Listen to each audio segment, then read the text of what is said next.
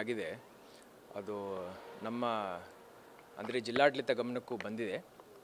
ನಾವು ಈಗಾಗಲೇ ನಾನು ಹಾಗೂ ಎಲ್ಲ ನಮ್ಮ ಅಧಿಕಾರಿ ಮಿತ್ರರು ಹಾಗೂ ಜಿಲ್ಲಾ ಉಸ್ತುವಾರಿ ಮಂತ್ರಿಗಳು ಎಲ್ಲ ಮೈಕ್ರೋ ಫೈನಾನ್ಸ್ ಇನ್ಸ್ಟಿಟ್ಯೂಷನ್ಸ್ನೂ ಕರೆದುಬಿಟ್ಟು ಒಂದು ಸಭೆ ನಡೆಸಿದ್ವಿ ಒಂದು 2 ವಾರ ಹಿಂದೆ.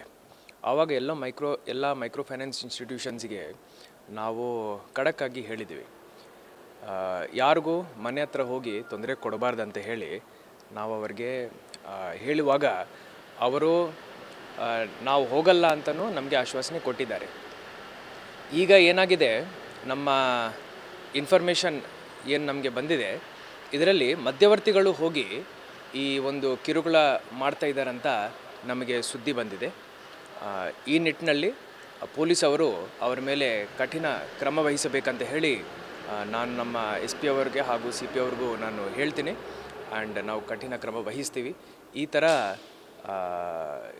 ಇನ್ಸಿಡೆಂಟ್ಸ್ ನಮ್ಮ ಜಿಲ್ಲೆಯಲ್ಲಿ ಆಗಬಾರ್ದು. ಅದಕ್ಕೋಸ್ಕರನೇ ನಾವು ಪೂರ್ವ ಸಿದ್ಧತೆ ಒಂದು ಪೂರ್ವಭಾವಿ ಸಭೆನೂ ಮಾಡಿದ್ದೀವಿ.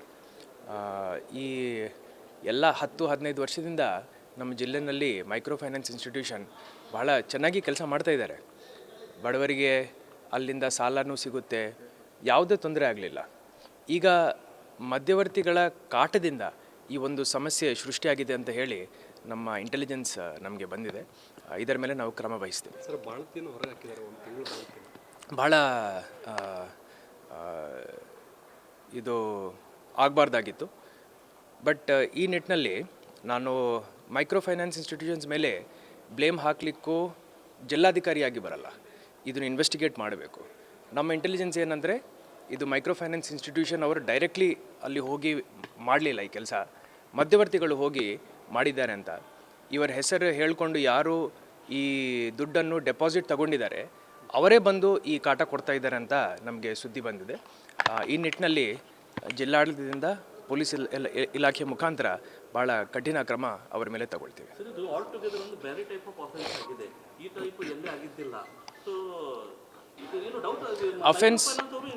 Offence is offence. ಒಂದು ಟೈಪ್ ಬೇರೆ ಟೈಪ್ ಅಂತ ಏನಿರಲ್ಲ.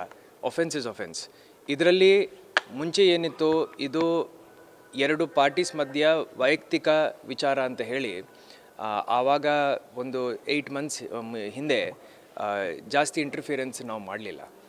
ಇದರಲ್ಲಿ ಆ್ಯಕ್ಚುಲ್ ಸ್ಟೋರಿ ಏನಾಗಿದೆ ಅಂದರೆ, ಮೈಕ್ರೋ ಫೈನಾನ್ಸ್ ಇನ್ಸ್ಟಿಟ್ಯೂಷನ್ಸ್ ಸಾಲ ಕೊಟ್ಟಿದ್ದಾರೆ. ಸಾಲ ಪಡೆದಿದ್ದ ನಂತರ ಅವರು ಹೋಗಿ ಬೇರೆ ಥರ್ಡ್ ಪಾರ್ಟಿಗೆ ಜಾಸ್ತಿ ಇಂಟ್ರೆಸ್ಟ್ ಮೇಲೆ ಅದನ್ನು ದುಡ್ಡು ಡೆಪಾಸಿಟ್ ಮಾಡಿ, ಹಾಗೂ ಇಡೀ ಲೋನ್ ನಾವು ತೀರಿಸ್ತೀವಂತ ಹೇಳಿ ಆ ಆಮಿಷಕ್ಕೆ ಒಳಪಟ್ಟು ಅವರು ಮೋಸಗೊಂಡಿದ್ದಾರೆ. ಈಗ ಇವರು ಇಷ್ಟೆಲ್ಲ ದೊಡ್ಡ ಮಟ್ಟದ ಏನು ಹೋರಾಟ ಆಗ್ತಾ ಇದೆ, ಅದರಿಂದ ಈ ಮಿಡಲ್ ಮೆನ್ ಮಧ್ಯವರ್ತಿಗಳು ಹಾಗೂ ಆ ಥರ್ಡ್ ಪಾರ್ಟಿ ಆಪರೇಟರ್ಸ್ಗೆ ತೊಂದರೆ ಆಗ್ತಾಯಿದೆ. ಅವರು ನಮ್ಮ ಇಂಟೆಲಿಜೆನ್ಸ್ ಪ್ರಕಾರ ಕಾಟ ಕೊಡ್ತಾ ಇದ್ದಾರೆ. ನಮಗೆ ಗೊತ್ತಾಗಿದೆ. ಈಗ ನೋಡಿ, ಎಷ್ಟೋ ಮೈಕ್ರೋ ಫೈನಾನ್ಸ್ ಇನ್ಸ್ಟಿಟ್ಯೂಷನ್ ನ್ಯಾಷನಲ್ ಲೆವೆಲಲ್ಲಿ ಆಪ್ರೇಟ್ ಮಾಡ್ತಾ ಇದ್ದಾರೆ, ಎಲ್ಲಿ ತೊಂದರೆ ಆಗ್ತಾ ಇಲ್ಲ. ಸೇಮ್ ಮೈಕ್ರೋ ಫೈನಾನ್ಸ್ ಇನ್ಸ್ಟಿಟ್ಯೂಷನ್ ಬೇರೆ ಜಿಲ್ಲೆಗಳಲ್ಲಿ, ಬೇರೆ ರಾಜ್ಯಗಳಲ್ಲಿ ತೊಂದರೆ ಆಗ್ತಾ ಇಲ್ಲ. ಇಲ್ಲಿ ಆಗ್ತಾ ಇದೆ ಅಂದರೆ ಅದರದ್ದು ಡೈರೆಕ್ಷನ್ ಆಫ್ ಇನ್ವೆಸ್ಟಿಗೇಷನ್ ನಾವು ಒಂದು ಅಪ್ರೋಚ್ ಇಟ್ಕೊಂಡಿದ್ದೀವಿ. ಅದರ ಪ್ರಕಾರ ಇನ್ವೆಸ್ಟಿಗೇಟ್ ಮಾಡಿ.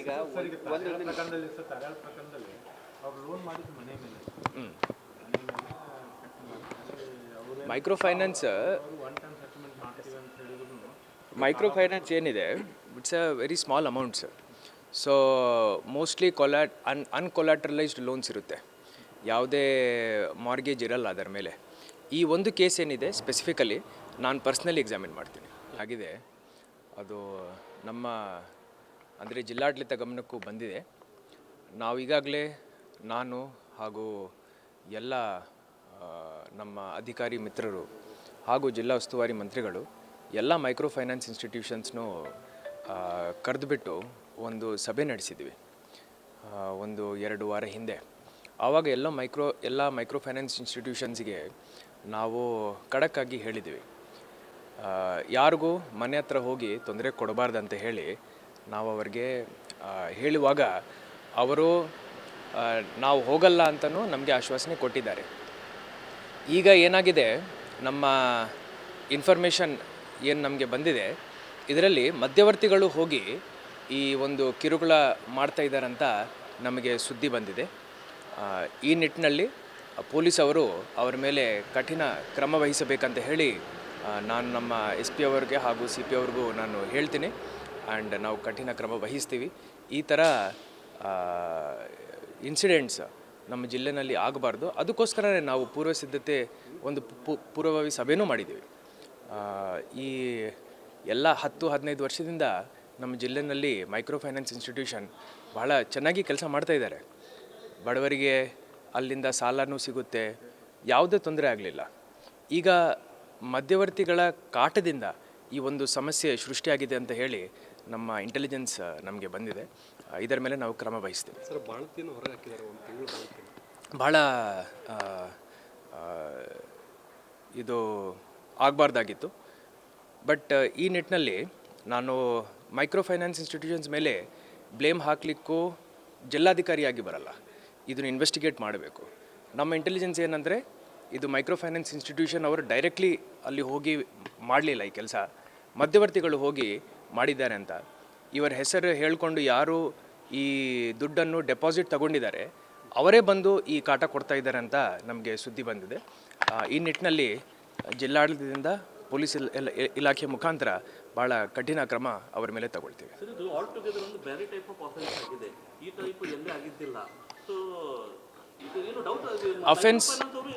Offence is offence. ಒಂದು ಟೈಪ್ ಬೇರೆ ಟೈಪ್ ಅಂತ ಏನಿರಲ್ಲ.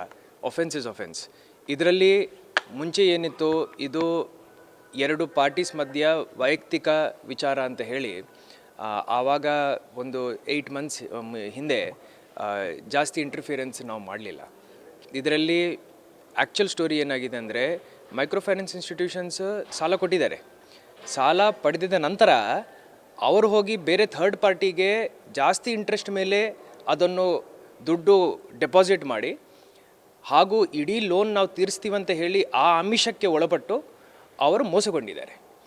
ಈಗ ಇವರು ಇಷ್ಟೆಲ್ಲ ದೊಡ್ಡ ಮಟ್ಟದ ಏನು ಹೋರಾಟ ಆಗ್ತಾ ಇದೆ, ಅದರಿಂದ ಈ ಮಿಡಲ್ ಮೆನ್, ಮಧ್ಯವರ್ತಿಗಳು ಹಾಗೂ ಆ ಥರ್ಡ್ ಪಾರ್ಟಿ ಆಪರೇಟರ್ಸ್ಗೆ ತೊಂದರೆ ಆಗ್ತಾಯಿದೆ. ಅವರು ನಮ್ಮ ಇಂಟೆಲಿಜೆನ್ಸ್ ಪ್ರಕಾರ ಕಾಟ ಕೊಡ್ತಾ ಇದ್ದಾರೆ. ನಮಗೆ ಗೊತ್ತಾಗಿದೆ. ಈಗ ನೋಡಿ, ಎಷ್ಟೋ ಮೈಕ್ರೋ ಫೈನಾನ್ಸ್ ಇನ್ಸ್ಟಿಟ್ಯೂಷನ್ನ ನ್ಯಾಷನಲ್ ಲೆವೆಲಲ್ಲಿ ಆಪ್ರೇಟ್ ಮಾಡ್ತಾ ಇದ್ದಾರೆ, ಎಲ್ಲಿ ತೊಂದರೆ ಆಗ್ತಾ ಇಲ್ಲ. ಸೇಮ್ ಮೈಕ್ರೋ ಫೈನಾನ್ಸ್ ಇನ್ಸ್ಟಿಟ್ಯೂಷನ್ ಬೇರೆ ಜಿಲ್ಲೆಗಳಲ್ಲಿ, ಬೇರೆ ರಾಜ್ಯಗಳಲ್ಲಿ ತೊಂದರೆ ಆಗ್ತಾ ಇಲ್ಲ. ಇಲ್ಲಿ ಆಗ್ತಾ ಇದೆ ಅಂದರೆ ಅದರದ್ದು ಡೈರೆಕ್ಷನ್ ಆಫ್ ಇನ್ವೆಸ್ಟಿಗೇಷನ್ ನಾವು ಒಂದು ಅಪ್ರೋಚ್ ಇಟ್ಕೊಂಡಿದ್ದೀವಿ. ಅದರ ಪ್ರಕಾರ ಇನ್ವೆಸ್ಟಿಗೇಟ್ ಮಾಡಿ.